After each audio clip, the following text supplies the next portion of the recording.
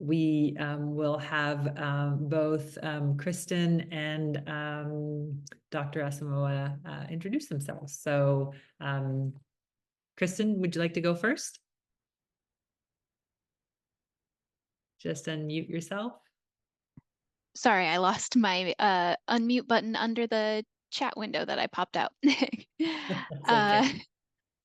I'm Kristen Williams. I use they and she pronouns, and I am the staff manager of the UCLA Gender Health Program. I'll go into a little bit of our program and what that entails when we jump into our brief presentation, but a little background on me. My training is in clinical psychology, but I work as a research and administrator, like health administration person. So I have kind of a broad range of experience in that sense. And just personally, I identify as non-binary or genderqueer, and I usually put they, she in as my main pronouns, but similar to, sounds like some of your folks, I am pretty comfortable with any pronouns. I like to say I'm pronoun and name agnostic. So that's just a little bit about me. Happy to answer any questions. And I'll let Dr. Asamoah introduce herself. Thank you, Kristen. Hey y'all, I'm Juline Asamoah. I am one of the primary care providers down at UCLA Redondo Beach. Currently, I am the only primary care provider at that office that does gender affirming care. I apologize in advance if you see a lot of movement down here because there's a dog trying to be part of our meeting. He wants to be a good member of society as well. And so, yes, I did my training actually in Detroit, Michigan. And that's where I actually got my exposure to learning how to do gender affirming care through one of my mentors. Loved it. Came out here to UCLA, discovered that I could still do it. So I thought it was awesome. And so here I am. Fantastic. Well, we're so glad that both of you are here. We will be recording this. We are currently recording this portion of the presentation. So if all the participants, I see that all of you are on mute, so that's perfect. And I'll let both of you start your presentation as you see fit. Go ahead. Perfect. All right. I'll keep this kind of like us talking part relatively short, but I wanted to at least give you a brief introduction to the UCLA Gender Health Program and kind of what we have available.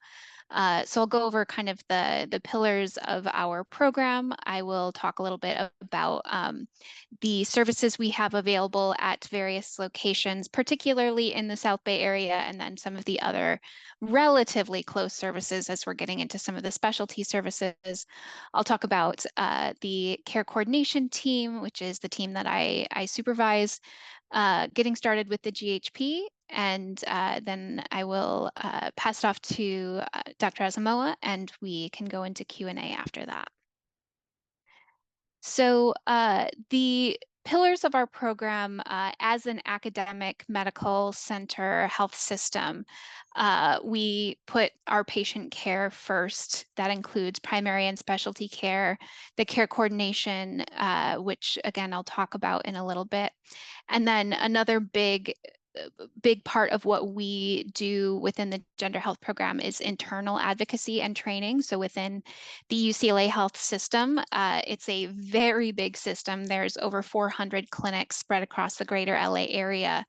So there's a lot of people to train and to get acquainted with, this area of care that is not as well known as we would like it to be, which leads to our second program pillar of education.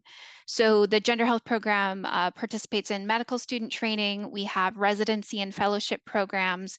We also have a biannual continuing medical education conference. Our next one is coming up in February. So if you happen to, in the course of your lives, run into any healthcare providers who would be interested in learning about providing gender affirming care, we also offer that for existing healthcare providers, just so that we can work to increase the availability of gender affirming care as widely as we can. And then outreach, we have a community advisory board of local advocates and patients who we talk to about all of the policy decisions that we make about our various projects. And we attend research outreach events like this one. We attend local pride festivals, that sort of thing, to try to increase awareness of our program and what we offer.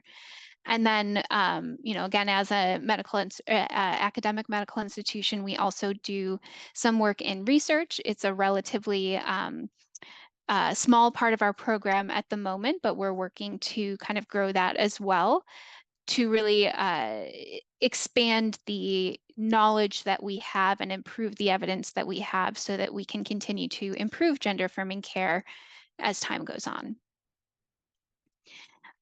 So this is just a map of kind of the range of where UCLA is. So we don't have gender affirming care specific providers at all of these locations, but I did want to give kind of a broad look at, as I mentioned, we have, over 400 clinics across this span. So it's a pretty large geographical span. In terms of what we have local in the South Bay, we have 3 affiliated providers here. Obviously, Dr. Asamoah is here offering primary care. We have another primary care provider, Dr. Richardson, who is in the same office as Dr. Arthea Rasu, who is one of our endocrinologists. So the 2 latter providers are adult providers, so they see patients 18 plus. And then, I'll let Dr. Asamoah speak more to her practice, but sees patients 15 and older. Going a little farther north, so without moving the map, we have clinics in Beverly Hills, Westwood, Santa Monica, Marina del Rey, and downtown LA that span a wide variety of the specialty care that we offer. So it's obviously not as close as our primary care, but it does give you a sense of the range of services that we can offer, not horrifically far away. Although I know in LA traffic, Santa Monica is a long way. This is the care coordination team. So this is the team that I supervise. Our goal is to basically give a warm welcome to folks as they enter our program. We do a initial phone intake for any patients who are, open to doing so. It's not mandatory. You can, call the clinic you want to schedule with and schedule. No one's going to not offer you care because you didn't do an intake. But we hope that it's kind of a value added, that it's, we do the registration and insurance verification. We make sure that, the appropriate name and pronouns get into your chart. We collect some foundational information. And then, since this is a complex area of care, we really talk about, okay, what do next steps look like based on your goals? What clinics do you make sense for you to access? Are there any particular care needs, like for resources, any sort of community support that would be useful, information about things like legal name change or local gender affirming therapy providers. We try to connect people with resources in the community that way as well. And then we also help with kind of coordinating the paperwork that goes into accessing gender affirming care. So that includes things like referrals and support letters when those are necessary for surgery. We help troubleshoot access. So if the scheduler isn't calling you back, we can reach out to other members of the clinic and or to the providers to see what we can do to grease the wheels a little bit. And as I mentioned, providing information about community resources as well. So to get started with the GHP, there are a lot of doors into our program. In terms of starting with my team, the care coordination team, we have a phone number here, we have our email address, or you can submit an appointment request on our website. So this QR code goes to our website, or you can just search UCLA Gender Health, or just UCLA Gender Health, or UCLA Transgender Care, something like that. You'll find our website, and that has our phone number. That little phone intake visit button brings up the appointment request form, and then our email address is farther down on the page. So all of that goes to my team, and we can reach out to help navigate and get you started. You can also call your selected provider's office directly. On the website, if you look at the Find a Provider page, that'll help you find kind of the various providers that are available offering our different services.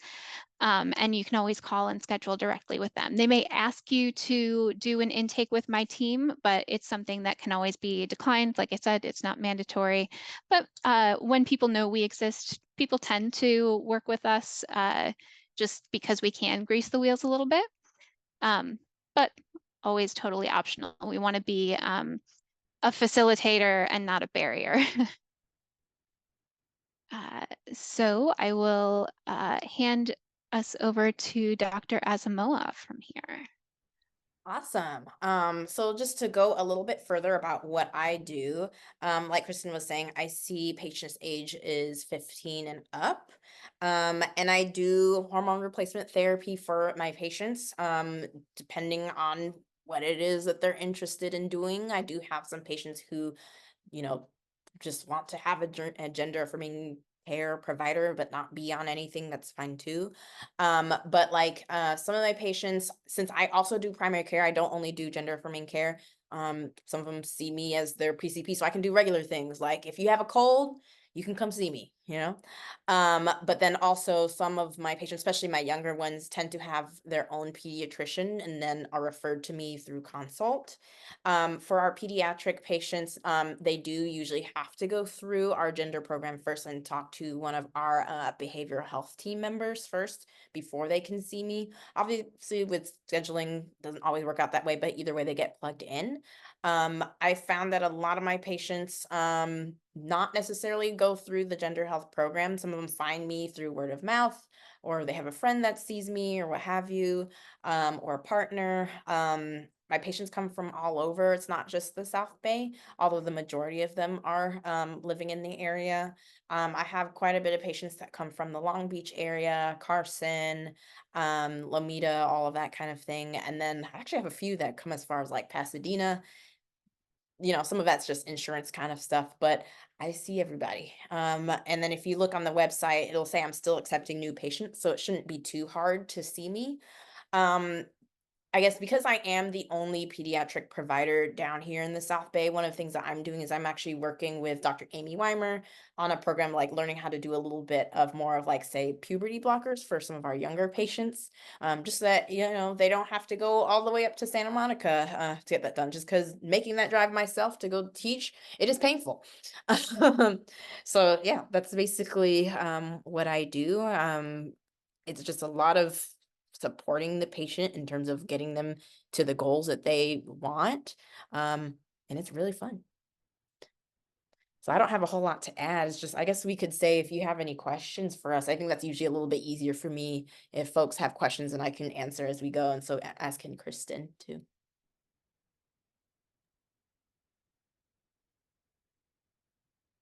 So if you'd like to ask a question, you can just pop them in the chat,